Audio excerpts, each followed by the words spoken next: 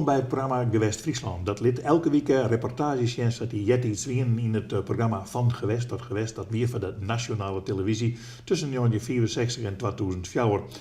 Een aantal jaren na het begin en een aantal jaren verder dat ophouden wie Johan van der Zee, de grote man van Friesland, wat dat onbelangrijk. En die had us Friesland schenlitten in Van Gewest tot Gewest. Want ik hier nog nooit jet, en ik weet niet waar het stiet, landgoed Vredewoud in orde bekeken. Nee. Waar stiet dat? Dat zit op een paar plakken eigenlijk. De wie een familie Willingen Prins. En dat wie de grote kroonbezitter in Orbekeer. Hier borgerijen en hier ook een paar hele mooie huizen. De Hast Lunia, dat is nou een hotel. En Vredewoud, dat is echt een heel mooi huis in Orbekeer. En daarnaast staat een borgerij. Want een van de broeren Willingen Prins, die wie net zo'n bestuurder, maar meer een boer. Dus die wordt borgje. Nou, op die borgerij is letter verkocht aan een timmerman. En die is begonnen met een ezel, maar hier op stuit het bij de filmen 1000 besten. Dus de reportage die in Joost Jogge heet, 1000 dieren en een timmerman. Ik hoor wel eens mensen die hier komen en die hier nog niet zo lang wonen, die zeggen, wat heeft dat dorp? Hier hangt wat. Dan zeg ik, ja, het is een prachtig dorp, maar hier heeft natuurlijk van oudsher altijd een familie Willingen, later Willingen Prins, oorspronkelijk Willingen gewoond. En dat blijft.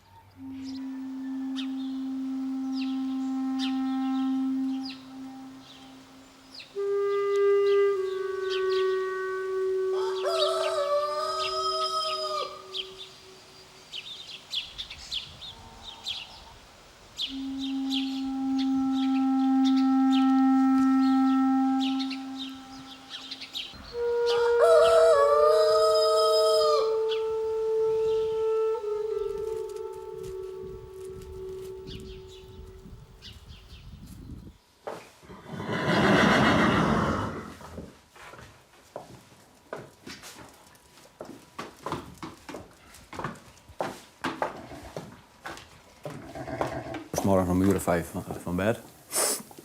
Nou, en dan het veel wat belangs. De paarden wat voeren en de koeien wat voeren. De varkentjes wat belangs. En de hondjes wat eten.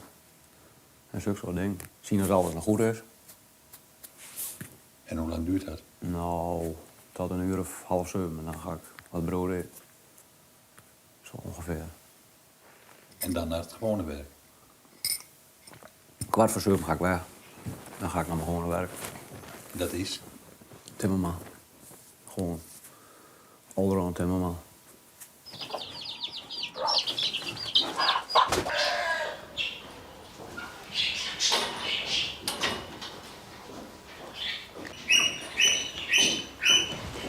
Dit is een deel van het vroege landgoed. Van de heer Willige Prins.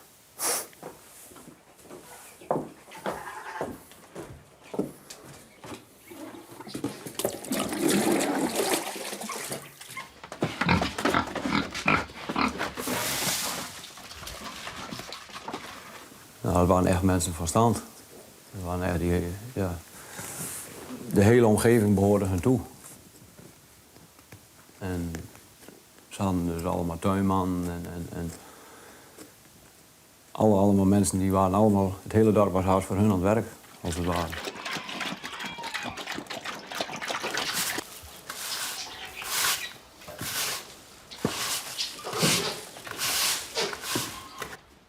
Ze hebben ze laatst geteld en ze kwamen ongeveer op 1000 dus. En dat is bewust zo? Of? Nee, het is niet bewust.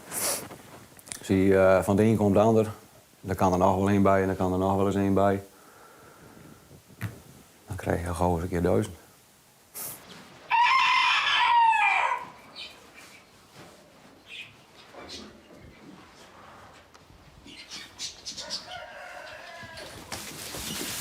Het zit diep in de adem, denk ik. Van vroeger uit. Mijn vader was vroeger boer. En die is toen opgehouden, toen was ik een jaar of 4, 5. Maar ja, toen heb ik zeker al het meegekregen van... Of leuk gevonden, denk ik. En zo is dat gegroeid.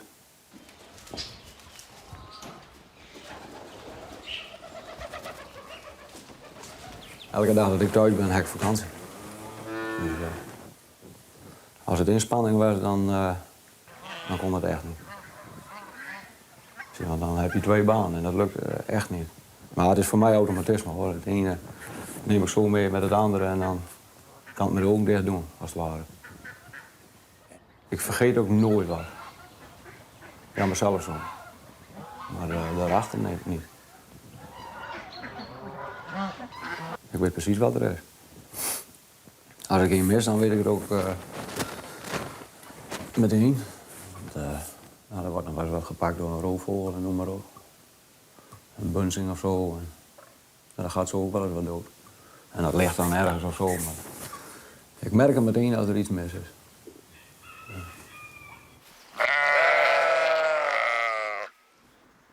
De familie Willingen-Prins die heeft dus een hele grote stempel op het gebied van Oldenbekoop heeft die, gehad. Heel groot, ja. Wat betreft de agrarische bedrijven, de bossen en de hele omgeving. En ook het hele Wellewee in Oldenbekoop. Daar heeft de familie Prins een hele grote stempel op gedrukt vroeger. Op de plaats waar u hier zit en achter mij, daar staat dus de boerderij. Dat was een van de vele boerderijen die de familie bezat. Dus het was dus groot grondbezit. En niet alleen de boerderijen, maar ook de landerijen die om ons heen, de bossen. Dat was dus allemaal bezit van de familie Willingen-Prins in Oldenbekoop.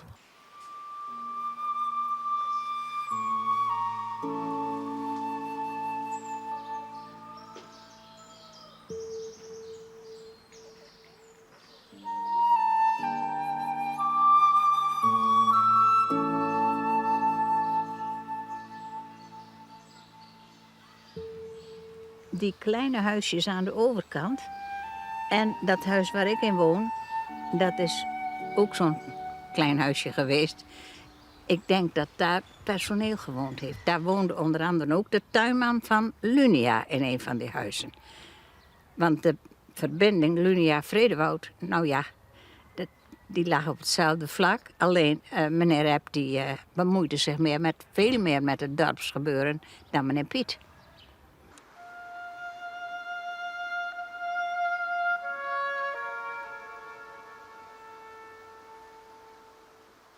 Mijn vader die zei altijd, de oude boeren, ook de kleine boeren, die hebben allemaal geprofiteerd van de voorspraak van meneer Prins en hun geld.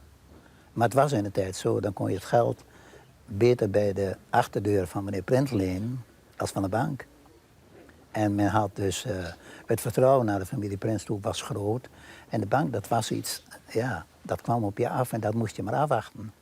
De Prins was in ons oog altijd meneer Prins. En dat kwam eigenlijk ook omdat ik hier ben opgegroeid. Ik heb als jongetje daar bij meneer Prins gespeeld met zijn zoon Jan. Lineke was later weer wat jonger.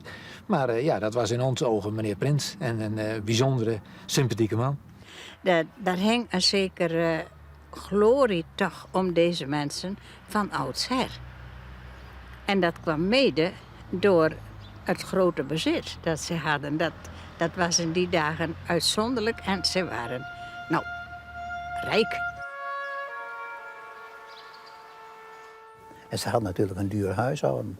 Ik bedoel, je had dames hier tegenover, dat waren de oude dames die kwamen de koper poetsen.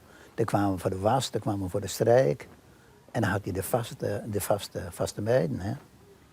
Ik bedoel, dat heeft hun eigenlijk toen wel de das omgedaan. Ik bedoel, dat was nog één keer zo. Maar in wezen leefden ze zelf wel eenvoudig.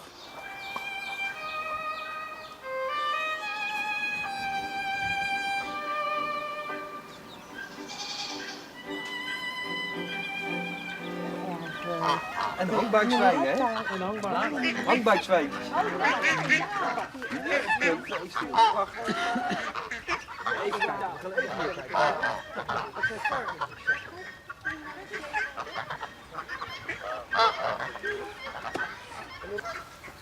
Heb je nog sponsors die voor het eten zorgen? Nee, dat moet ik allemaal zelf financieren. Ach jee. Dus als we een zak haver mee zouden nemen, zou het niet erg zijn. Dat zou beslist niet erg zijn. Nee, dat is... nee, maar ik bedoel... Want het lijkt me inderdaad toch wel een aardige hoeveelheid voer door in het kamp gedaan. Ja, daar gaat behoorlijk veel voer door, ja. Aan krachtvoer gaat er een ton in de maand door. Een ton, Ja, 1000 kilo. Ja. Alleen een krachtvoer. alleen een krachtvoer. En dat is voor de hoefdieren. Nou nee, kippen. Ja, nee, dat inderdaad. Kippenvoer, konijnenvoer en paardenbrok dan. Van alles, ja. Ja, dat is nu. Maar bij de winter dan gaat er wel 1,5 ton door Allemaal een ton. Hij is heel nieuwsgierig. per maand. Moet je stil Plus je blijven hooi, je stro, Ja. noem maar op. Ja. En heb je buiten, hoeveel verschillende diersoorten heb je hier in feite? Nou, dat Buiten de is, gevogelte dan en hoefdieren en zo. Nog andere dieren? ja, schapen, paarden, geiten en hondjes. Noem maar op. Kippen daar. Is dat de kleinste nou het vrouwtje en de Ja. grote het mannetje? Dat is de kip. De kleinste En de is kip. dit een volgroeid vrouwtje? Ja, Klein? die heeft net gelegd, ja. Zo klein ten opzichte van het mannetje. Ja, Maar als ze nou die eitjes leggen, laat je het dan ook helemaal aan hun over? dat was de bedoeling Bemoei je wel. er helemaal niet Nee, mee? Of, nee. Maar dit keer is het misgegaan. De haan die heeft de kuikentjes gepakt. Want ze had 7 kuikentjes, maar er is niks van overgebleven. Oh. Dus nu de volgende keer als ze weer eitjes heeft, haal ik die eitjes weg en doe ik ze onder een andere kip. Ik haal wel eens eieren bij Klaas. En dan zeg ik tegen Klaas, daar hebben we de oppasser van de dierentuin. En dan kijkt hij me aan. Ik zeg ja, want vroeger op school zei jij altijd al, ik wil oppasser in de dierentuin worden. Ik zeg nou, dan heb jij je doel bereikt, mijn jongen. Nou, dat vind ik leuk. En dat vind ik ook leuk. Dat heb ik gezegd, ja, oppasser in een dierentuin. Maar voor 2 jaar terug, toen zei ze een keer tegen mij, liep ze erachterlangs. Heb je nou je zin, zegt ze? Ik zei ja, zo ongeveer. Zie?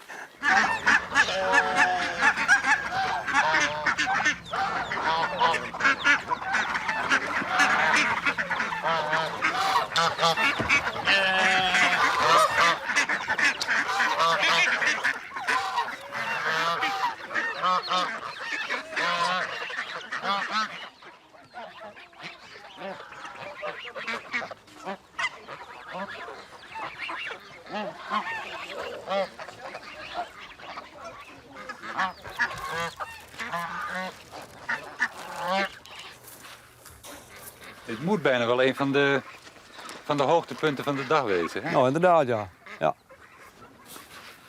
Dan krijgen ze allemaal hun geraak. Mijn eigen dierentuin. Ja, inderdaad.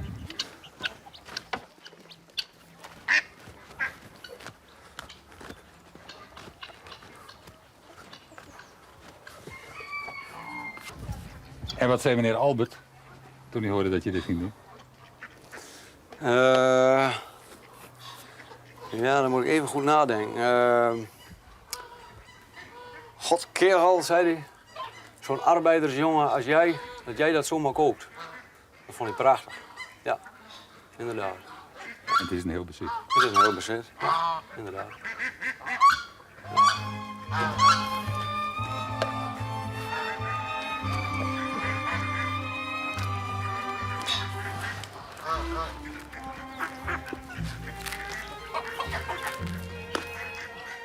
Klaas Menger, Ja. hij deed dat. Hij doet het nog. Ja, doet het nog. Hij doet het Ja, nog. ja, ja. En nou, dat wie in een serie. We hebben zo nooit dan een serie bij Van Gewest tot Gewest. En deze serie hier over landgoederen. En ik denk, dat mag weer een adellijke familie zijn. Ik wil het wat oors. Dus, en ik wist van Klaas op dit, ja toch van oorsprong adellijke gebouw. Nou, adellijk weer de familie Willingenprins, dat is zo'n voorname familie. Misschien wel dubbelnamen. Ja, dubbel, ja. Ik in een Klaas. Ja. En wel wat mensen eromheen die wat vertelden over hoe het weer. Want het programma begon bijvoorbeeld met de squaljuffer van Klaas. Die het echt in een huis van de familie Willingenprins wennen. Ja, ja. Maar een riek ploegje meisken, mag ik het zo nemen of niet? Een riek ploegje meisken? Nou, Klaas weer dat bijgeliefst net. Nee. Hè, want die moest die 1000 wisten voor hij en dat kon er amper. Ja, Dus ja. nee, die familie wie eigenlijk voort uit Oudbekeerd. Dus die willen hem meer. Nee, oké. Nou, Vredewoud, hebben we jongen. Prachtig. Klaas Menger met zijn 1000 besten in 96 weer. We gaan naar 1960 weer waarom. Toen wist dat er dan net, hè? Nee. Dus deze reportage had ik net maken. Heb ik net maken. Nee, want die gaat over opera, Frieske opera. Ja. In Spanje wordt opera uitgevierd, er wordt in de Schouwburg en al. Maar ik ha eigenlijk nooit yet een Friese opera. Nou ja, er is eigenlijk maar één grote Friese componist en dat is Paulus Volksma. Ja. Die kwam uit Oudenboorn Ja. en die had een opera's kunnen. Ja. En er zijn zelfs meer opera's, maar de Jonkerboer wie een van die opera's. Ja. En die werd in 1960 uitgevierd. Nou, laten we maar zien, opera in Fries.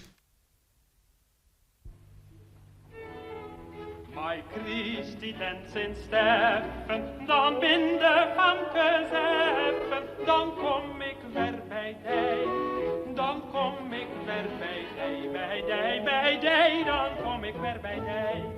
Wie jonger bist.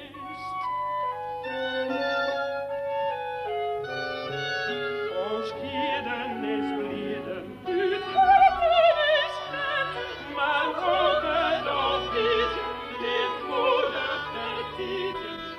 Het volk, o wachtje is machtje, is weer alleen, maar hopen nog niet, dit goede petieten. Het loopt nog goed, het loopt nog goed. Onder regie van de heer Piet van der Zee, provinciaal toneeladviseur in Friesland, werd donderdagavond de generale repetitie gehouden van de Friese opera De Jonkerboer. De opera werd opgevoerd ter gelegenheid van het 7e lustrum van de Delftse studentenvereniging voor de Friese studie Alt-Gilles. Het verhaal gaat over een student, jonker Hobbe, die tegen de zin van zijn vader de boerendochter Clara verkiest boven jonkvrouw Juliana. Wij verfilmden tijdens de repetitie met het Fries Orkest en het gemengd koor uit Gouw de laatste acte van het eerste bedrijf, dat zich afspeelt in de oude Friese universiteitsstad Franeker en waar Hobbe zijn grote besluit neemt: Clara zal zijn vrouw worden.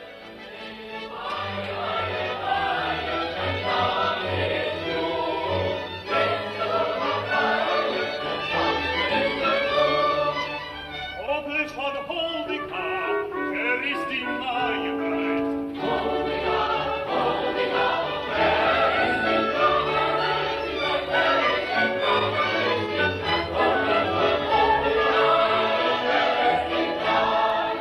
ik hoor haar net gelezen, ja, net bij mij wezen. O vreugde spreekt in toren, is toren, toren, toren, o vreugde spreekt in toren, o vreugde spreekt in toren, toren. Nee, het is geen toren, wie breit is mij ontkolen.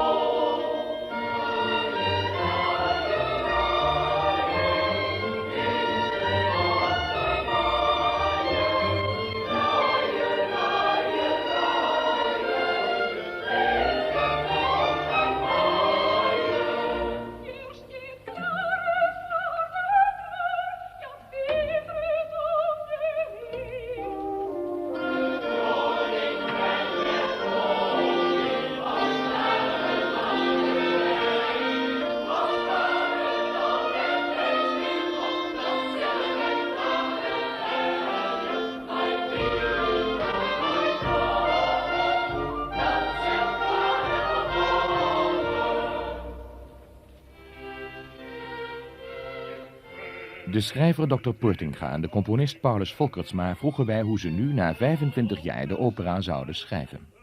Ik zou het in de eerste plaats veel minder romantisch geschreven hebben. En ik zou ook geprobeerd hebben om het toneeltechnisch beter te maken. Ik zou het veel strakker geschreven hebben en meer met massale scènes gewerkt hebben, waarschijnlijk. Als u het nu zo ziet, vindt u het dan een jeugdzonde die u toen de tijd hebt bedreven of dat toch niet? Sommige gedeelten wel en andere gedeelten die vind ik nu aardig zelfs. En meneer Volksma, hoe staat u er tegenover? Zou u het nu anders hebben geschreven? Ja, zeker. Ik zou het orkest tot de helft beperkt hebben. Het orkest heeft te veel stemmen. Er zitten heel veel in het orkest kleinigheden, kleine trekjes die onder de tafel raken in die orkestbak. En ja, over het algemeen dus dunner de zaak gehouden hebben. Het is voor de dirigent een karwei om de zaak bij elkaar te houden. Van het orkest en de mensen op het toneel. Waarom, meneer de Boer, hebben de Friese Delftse studenten nu juist de Jonkerboer gekozen om opgevoerd te worden? In het kader van onze lustrum wordt er dus altijd iets op het cultureel gebied gedaan. Wij hebben gepoogd om een zo groot mogelijke stimulans te geven aan het culturele leven in Friesland. We meenden dat het met de Jonkerboer te verwezenlijken was. Mag ik even vragen, spreekt dit stuk nog de jonge studenten aan? Het is behoorlijk onbekend, maar u moet weten, er zijn dus weinig Friese stukken op dit gebied. En ik geloof dat juist het onverwachte en het grootste gebeuren, de grootste manifestatie die je helemaal achter schuilt, de mensen aanspreekt. Zonder dat men verder weet wat de kwaliteiten en dergelijke. Hebt u ook mede gekozen omdat het eerste bedrijf helemaal speelt in Franeker? Dat is niet de eerste reden geweest. We vonden het wel leuk dat het zo was. Franeker is toch de oude studentenstad, de Friese studentenstad? Dat is inderdaad het geval, ja. Dat heeft vroeger de Friese Universiteit gestaan.